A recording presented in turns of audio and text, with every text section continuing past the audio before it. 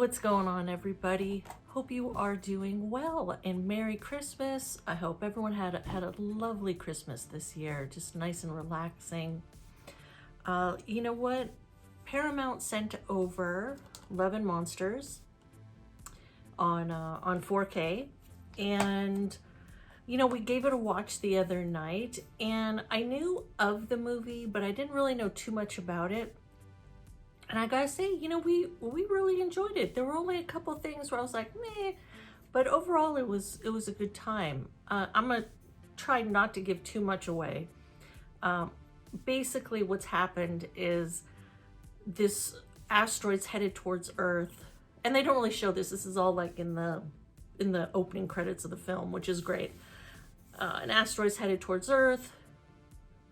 The powers that be send rockets and missiles and whatnots, blow up the asteroid, but the chemical residue rains down, and it has a negative effect on cold-blooded animals, and the cold-blooded animals kind of turn into these crazy, just ginormous creatures that eat humans. So now the humans have pretty much, they're hiding underground, and the story is based on this one young man.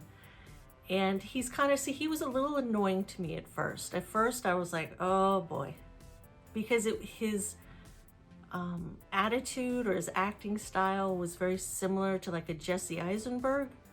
And that's all good. Like, if you enjoy that style, that's cool, but it's just not for me. Luckily, it didn't last super long.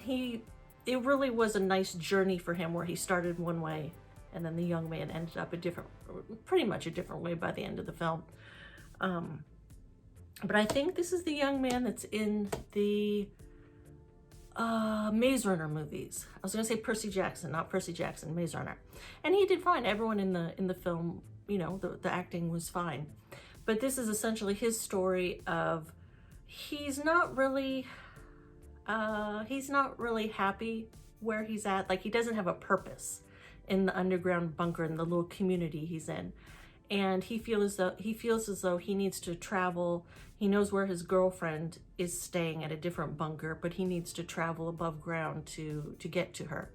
And that's what the story essentially is. It's a point A to point B movie, and it's what he encounters, who he encounters, what he learns along the way.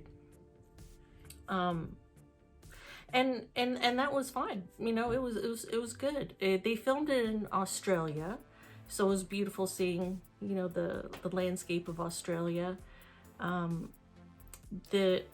Rooker is one of the people that he comes across, and then there's a young girl.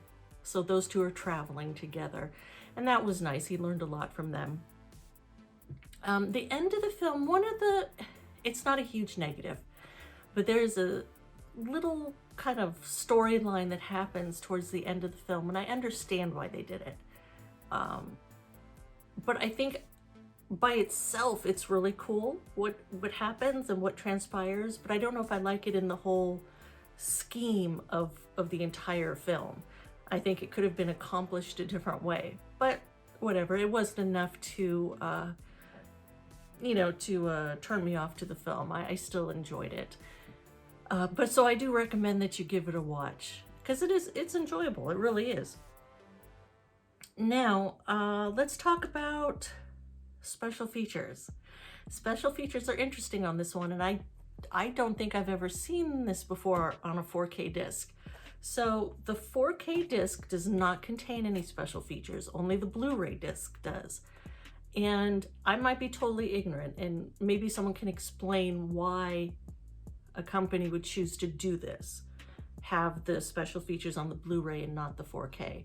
I would understand maybe if they were low on space or something to that effect on the disc, but the movie is only like an hour and a half, and there's only like three special features. So I don't know, it's an odd choice. But what we get 6 deleted scenes, which I can see why they cut most of them out.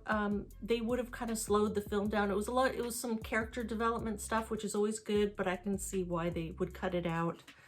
One of them was called Bottom of the Food Chain, the Cast of Love and Monsters, and that ran like over about 7.5 minutes. Now, can we put a moratorium on special features like this one, where it's just, this is so-and-so and he's in the film, and this is so-and-so and she's in the film, and everyone's great. Oh my gosh, working with her was great. Working with him was great. It just seems like, as you know, physical media and whatnot, let's just pass these up. Like, seriously, they don't give any information. It's just everyone saying it was great working with each other. You know, let's get more into the meat and potatoes of a film, which is why I enjoyed the second special feature. It's called It's a Monster's World, Creating a Post-Apocalyptic Landscape, and that was just about 7 minutes. That one was very interesting because it talked about how they filmed in Australia, and the different, you know, the landscapes in Australia, and how they created the underground bunkers and the set design for those. That was cool. I really enjoyed that special feature. And that was one of the things I really enjoyed about the film, where this was a set design. The creature design, wonderful, because all the creatures kind of brought something a little bit different, and that was really awesome. And then the set design of like the main character, his underground bunker was very different than his girlfriend's underground bunker. So it's interesting how like there's so many little precise things you don't really see during the movie, but when you go behind the scenes, you get to see it. So that's about it. I do recommend Love and Monsters. It was very entertaining. I give it a watch. You know, this is a look at the 4K, and then you get the same cover. Oh, that light! You get the same cover art inside, and then you do get a code, but you also get the 4K and the Blu-ray, and the 4K looked fine. I'm not super qualified to say, oh, this 4K was blah blah blah blah blah. It looked fine. You know, I don't have a trained eye like that. Yeah, so that's about it. Just take care, everybody. Have a wonderful New Year's Eve. Stay safe, and I will catch you guys later. Take care.